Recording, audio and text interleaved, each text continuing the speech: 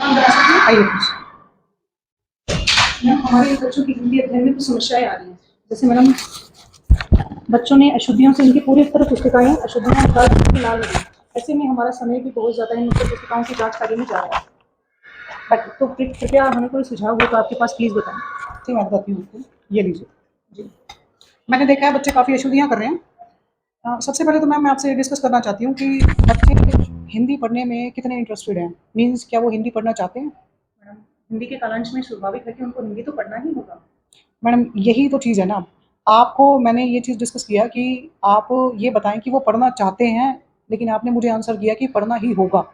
तो इसमें और इसमें डिफरेंस है। तो सबसे पहले तो हमें उनमें वो चीज़ का इंटरेस्ट बनाना होगा। वो इंटरेस्ट बनाने के लिए मैं आपको कुछ पॉइंट्स डिस्कस करती हूँ।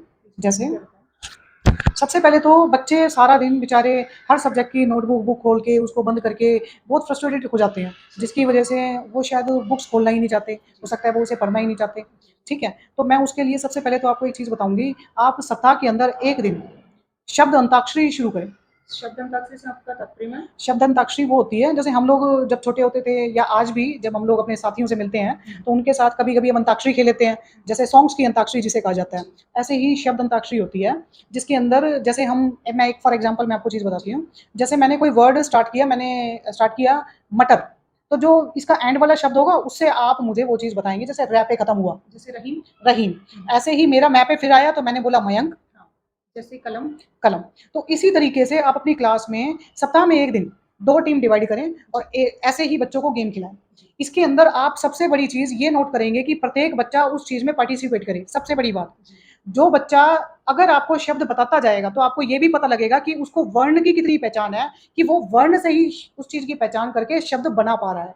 इससे क्लास में बच्चों का इंटरेस्ट पैदा होगा और उसके बाद बच्चे आपको शायद उस चीज़ में इंटरेस्ट दिखाने लगेंगे। रुचि के साथ वो नए शब्द भी बिल्कुल, बिल्कुल मैम। सेकंड मैं आपको बताऊँगी, सेकंड कॉन्सेप्ट आपका होगा वर्ड सर्च कहते हैं इसे, मीन्स आप ये कह सकते हैं कि शब्दों को ढूँढना। तो आप उनको एक पैराग्राफ देंगे उनकी बुक खुलवाकर, उनमें आप उन बच्चे से ये कहिए, या फिर आपके पास कोई कहानियों की बुक होगी, उनमें से आप उनको ये कहें कि ये शब्द आप छाँटिए। तो वो बच्चे उन शब्दों को छाँट कर पढ़ लेंगे। उसके बाद आप उन बच्चों से कहिए कि अब मैं आपको उन्हीं में से, उन्हीं कहानियों की बुक में से कुछ शब्द बोलती हूँ, वो आप लिखते जाएँ। इससे क्या रहेगा, बच्चे के अंदर एक ये क्यूरियोसिटी रहेगी कि मैं आज मैम को अपनी कॉमिक्स बुक या कहानी की बुक में से ये वर्ड लिख कर दिखा रहा हूँ। इसमें हो सकता है कुछ त्रुटियाँ आएँ, लेकिन आपको ये पता लगेगा कि बच्चे ने कितने परसेंट उस कहानी को, उस बुक को तरीके से पढ़ा है। ठीक है मैम। तीसरा कॉन्सेप्ट आपका आता है उच्चारण। अब हम कॉन्सेप्ट पे आएँगे, मतलब पढ़ाने के प्रॉपर तरीके पे। पहले तो हम गेम की बात कर रहे थे। सबसे इंपॉर्टेंट चीज़ क्या होती है, क्या आप जब बच्चों को समझा रहे हो तो आपका उच्चारण सही है? सबसे इंपॉर्टेंट चीज़ है मैम। अगर आपका उच्चारण सही नहीं है तो बच्चा भी उस चीज़ को गलत कैच करेगा। दूसरी चीज़, क्या बच्चा जो खुद बोल रहा है वो सही लिख रहा है? क्योंकि जो वो बोलेगा वही लिखेगा। तो इस चीज़ पे सबसे पहले आप ध्यान देंगे कि उच्चारण आपका भी सही हो और बच्चे का उच्चारण भी सही हो। शुद्ध उच्चारण पे बिल्कुल, बिल्कुल। चौथा पॉइंट है आपका बोल-बोल कर लिखना और बोल-बोल कर याद करना। जो बच्चा मन-मन में चीज़ें याद करता है या फिर सुनता है या सब चीज़ें दोहराता है, वो एक तो सबसे बड़ी प्रॉब्लम उसके अंदर ये आती है कि वो एक पब्लिक स्पीकर जल्दी से नहीं बन सकता। क्यों? क्योंकि वो मन-मन में वो चीज़ें रिवाइज़ करता है। आप देखना ऑलमोस्ट वो बच्चे रिज़र्व होते हैं। ठीक है? तो बच्चों को कहिए बोल-बोल के याद करें, जिससे कि जो वो बोलेंगे आपको सुनाई देगा कि वो गलत बोल रहा है कि सही बोल रहा है, आप उसे करेक्ट भी कर सकते हैं। और यही आदत उन्हें घर से लर्न करने के लिए दीजिए, कि बच्चा बोल-बोल के याद करे और पेरेंट्स को भी यही चीज़ समझाएँ। ठीक है मैम? मैम, आपने बहुत ही अमूल्य सुझाव दिए हैं मुझे। Thank you ma'am. एक लास्ट उपाय और मैं आपको ज़रूर बताऊँगी कि आप बच्चे को शुद्ध लेख ज़रूर बोलें एंड में। जो हम लोग जब छोटे होते थे तो हमारे तो सारे हिंदी के ही सब्जेक्ट होते थे, तो उसमें इतनी मिस्टेक हमें देखने को नहीं मिलती थी क्योंकि हर टीचर हमें शुद्ध लेख बोलता था।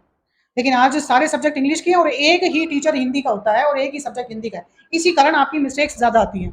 तो उनको शुद्ध लेख ज़रूर बोलें।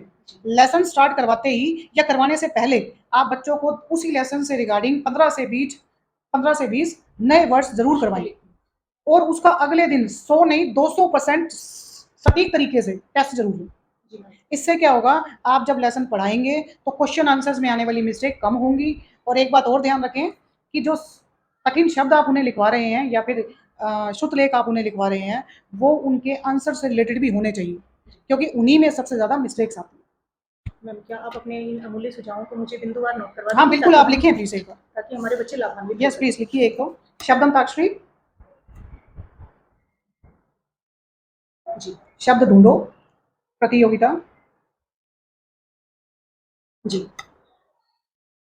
उच्चारण सही उच्चारण जी। श्रुति लेख बोल बोल कर लिखना और बोल बोल कर याद करना। आई होप आप इन चीज़ों को अपनी क्लास में इम्प्लीमेंट करेंगे। मैम आपके सुझाव बहुत ही सराहनीय हैं। Thank you ma'am. हम चाहते हैं कि इन सुझावों से हमारे बच्चे और हम लाभान्वित हों। आपका बहुत बहुत आभार। Thank you. धन्यवाद।